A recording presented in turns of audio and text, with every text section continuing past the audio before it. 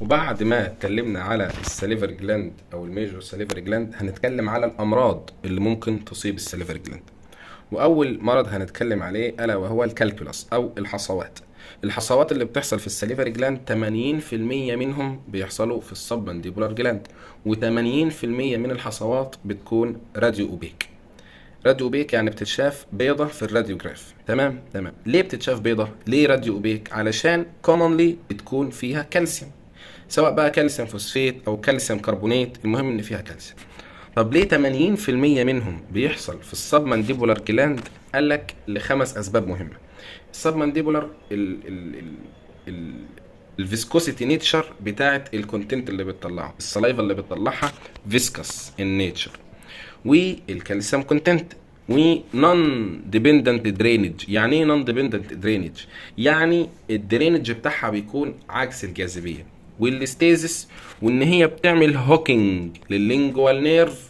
يعني الضغط بتاعت السليفري جلاند، السبمنديبولار سليفري جلاند، بتعمل هوك اكنها بتعمل كروس كده مع مين؟ مع اللينجوال نيرف. ودي كانت الريليشن المهمه مع اللينجوال نيرف. قال لك السكريشن بتاع الباروتيد مش بيحصل فيها، مش كومنلي يحصل فيها كالكولاس. ليه؟ لان السكريشن بتاعها بيكون سيرس وما عندهوش كالسيوم، علشان كده نوت كومنلي يحصل فيها ايه؟ ستون. والستون اللي بتحصل 75% من الحالات الستون ديت بتكون سنجل. يعني ايه سنجل؟ تمام، يا ريت تقولوا لنا. و75% من الستون اللي بتحصل دي بتكون سنجل. وطبعا زي ما احنا شايفين الصورة دي كده بتعبر على الستون اللي بتحصل. تمام، زي الفل. تاني نوع من الامراض السيالا دينايتس. يبقى اول مرض الكالكولس ان يحصل، تاني مرض السيالا دينايتس او الانفلاميشن اللي بتحصل في الجلاند. يا اما الانفلاميشن تكون اكيوت يا اما تكون كرونيك. تمام، زي الفل. الاكيوت بكتيريال. البكتيريا هتحصل ان يحصل حاجه يعني اوبستراكشن في الضغط او في الجلاند، فالاوبستراكشن ده يتعبى بكتيريا فيبدا يحصل الايه؟ السيالا دينايتس، ويكون سببها بكتيريال. البكتيريال ده زي ما قلنا قال لك اوكور فولوينج السبمنديبولار سليفري جلاند داكت يحصل لها ايه؟ اهو اوبستراكشن اللي هي الورتون داكت او الباروتيد جلاند يحصل فيها. قال لك في الباروتيد ممكن السابيوريشن اللي تطلع تعمل لك باروتيد ايه؟ باروتيد ابسس. ممكن تعمل لك باروتيد ابسس. تمام، زي الفل. او ان يحصل السيالادينايتس اكيوت بسبب فيرال انفكشن. الفيرال انفكشن كومنلي بيحصل في الباروتيد وبيكون الممبس. تمام، هنتكلم عليه. او ان السيالادينايتس تكون كرونيك. الكرونيك كومنلي افتر البارشيال اوبستراكشن. طبعا احنا عارفين ان الاعراض الكرونيك بتكون اخف، فمش هيحصل كومبليت اوبستراكشن، لا هيحصل بارشيال اوبستراكشن وفي السبمنديبولار جلاند داكت، او ستون تحصل في السبمنديبولار جلاند او في الهيليوم بتاعها. في الهيليوم بتاعها بيكون تحت الليفل بتاع الهوكينج اللي بيحصل زي ما قلنا، ان يحصل ايه؟ ستون في السبمنديبولار جلاند تخلي يحصل فيها بارشيال اوبستراكشن، هيحصل فيها كرونيك ايه؟ سيالادينايتس. تمام، زي الفل. ايه هي البرزنتيشن بتاعه السيالادينايتس؟ يعني ايه هي المريض بيجي يشتكي من ايه؟ طبعا الاعراض بتاعه الاكيوت بين طبعا زي ما قلنا تندرنس، فيفر، تريزماس، ديسفاجيا، مش عارف ياكل، تريزماس، فيفر زي ما قلنا. تندرنس بيتشاف في السبمنديبولار ريجن، لما تتك على السبمنديبولار ريجن كده تحس بوجع. تمام.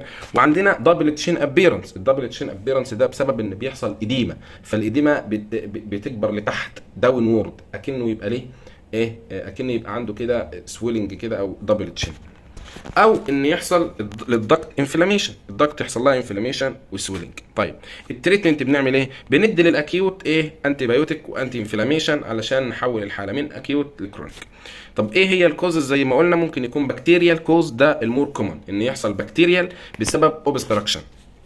تمام. او تروما، ان هو ياخد تروما في احد الجلاندس او قريب من الضغط بتاعت اي جلاند فيحصل فيها ايه؟ اديمه. او فيرال زي ما قلنا، وده مش كومنلي قوي، ولو بيحصل فهو بيحصل فين؟ في الباروتيد، واسمه الممبس. اسمه ايه؟ الممبس.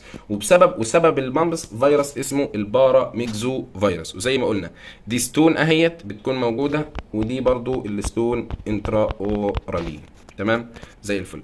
دلوقتي يبقى احنا بنتكلم عن الامراض اللي ممكن تحصل في السليفري جلاند، واتكلمنا على الكالكولاس واتكلمنا على السيالادينايتس. دلوقتي هنتكلم على السليفري نيوبلازم.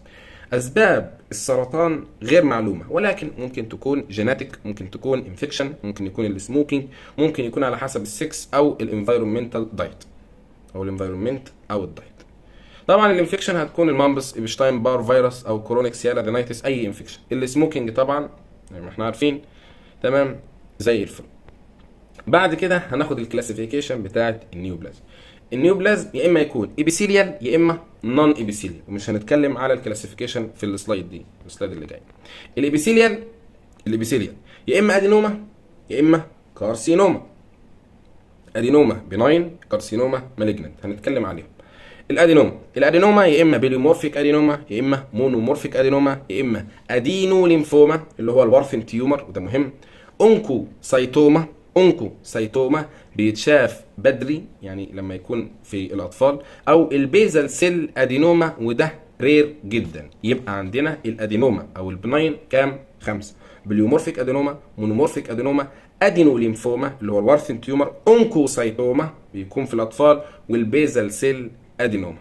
طب الكارسينوما قد ايه؟ الكارسينوما 7. عندنا الميوكو ايبيدرمويد كارسينوما، ده الموست كومن مالجنسي. عندنا اسينيك سيل كارسينوما، عندنا ادينو سيستيك كارسينوما، ده الفيري اجريسيف، مهم جدا ان الادينو سيستيك كارسينوما فيري اجريسيف. عندنا ادينو كارسينوما او سكويموس سيل كارسينوما او كارسينوما ان اكس بوليومورفيك ادينوما او اندفرنشيتد كارسينوما. اذا عندنا كام كارسينوما او كام مالجنسي؟ كام؟ 7 يتحفظوا: ميوكوبيدرمويد، اسينيك سيل، ادينوسيستيك ده الفيري اجريسيف، والميوكوبيدرمويد ده الموست كومن، ادينو كارسينوما، سكويموس سيل كارسينوما، كارسينوما ان اكس بوليومورفيك ادينوما، يعني هي كانت بوليومورفيك ادينوما وتحولت لكارسينوما اندفرنشيتد كارسينوما. النون ايبيثيليال على حسب هو جاي منين. لو فاسكولار هيمانجيوما، الهيمانجيوما كومون سين في الانفنت، الهيمانجيوما يوجوالي في الباروتيد، الهيمانجيوما بيحصل فيها سبونتينيوس ريجريشن، بتقل لوحدها. موست كومون بيناين ساليفري جلاند تيومر في البيدياتريك ايج جروب، يعني اكتر ساليفري او بيناين ساليفري جلاند تيومر اكتر من البوليومورفيك نفسها بيحصل في الايدج ده، في البيدياتريك ايج. لو جاي من الليمفاتيك تيشو هيبقى اسمه ليمفانجيوم، لو جاي من نيورال هيكون نيورو فايبروماس او نيوري ليموماس. تمام. طب المانيجنانت ليمفوماس بقى، المانيجنانت ليمفوماس دي كومون في الباروتيد، وكومون مع الاتش اي في والجوجرين سيندروم. اتش اي في وجوجرين سيندروم، يبقى المالجنانت ليمفوما كومون في الباروتيد، المالجنانت ليمفوما كومون مع اتش اي في، يعني اتش اي في بيشنت اتش اي في او جوجرين سيندروم. طيب الانسيدنس بتاع النيوبلازم، السلايد دي مهمه. 80% من النيوبلازم او التيومرز عامه بتحصل في الباروتيد. تعالى بقى على الباروتيد وعلى جلاند. الباروتيد 80% من اللي بيحصلوا فيها بيكونوا بناين، 80% من البناين بيكونوا بليومورفيك ادينوما، 80% من البليومورفيك ادينوما اللي بتحصل في السوبرفيشيال لوب، قاعده ال 80%. 15% من التيومرز اللي بتحصل في السليفر جلاند عامه، 15% منهم بيحصلوا فين؟ في السبمنديبل، وقلنا 80 فين؟ في السليفري، و80 في الباروتيد، يبقى 15% في السبمنديبولار 50% من اللي بيحصلوا فيها بناين. البناين 95% بوليمورفيك، زي ما هو واضح البوليمورفيك اكتر حاجه بتحصل. 10% من النيوبلازم بيحصلوا في الماينور ساليفري جلاند، سواء بقى موجوده بقى في الليب في التشيكس ايا كان، وبيكونوا اغلبهم بناين. يبقى الانسيدنس زي ما احنا قلنا 80% بيحصلوا في الباروتيد، 80% من الباروتيد بناين، 80% من البناين اللي بيحصل في الباروتيد بوليومورفيك ادينوما، 80% في السوبرفيشال برضه، ولكن 15% فقط من التيومرز بتاعت الجلاند السليفري جلاند بتحصل في السبمنديبولار. 50% من اللي بيحصلوا في السبمنديبولار اللي هم 15 اصلا، 50% منهم بناين، 95% من البناين اللي بيحصلوا في السبمنديبولار بيكونوا بليومورفيك ادينوما، و10% فقط من النيوبلازم اللي بيحصل في الماينور ساليفري جلاند. وبكده هنكونوا خلصنا البي دي اف الاول في السيرجري. هنتكلم بعد كده على تيومر بشكل مفصل اكتر من كده. لو حد عنده اسئله يسيبها في الكومنتات وان شاء الله نجاوب على كل الناس. ما تنساش تعمل لايك وشير للفيديو لاي حد ممكن يستفيد بيه، والسلام عليكم.